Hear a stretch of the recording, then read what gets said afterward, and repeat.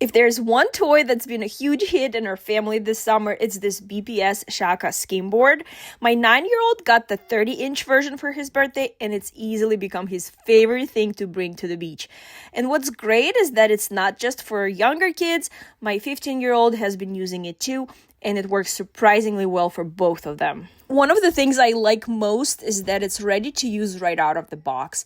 The EVA traction pad provides plenty of grip, so there's no need to mess around with wax before heading out to the water. The board itself feels well made with a solid wooden construction and a glossy protective finish that helps it hold up to regular beach use. It's also lightweight enough that the kids can carry it themselves without any trouble. For beginners, the built-in nose rocker makes it easier to maneuver and learn basic turns and spins.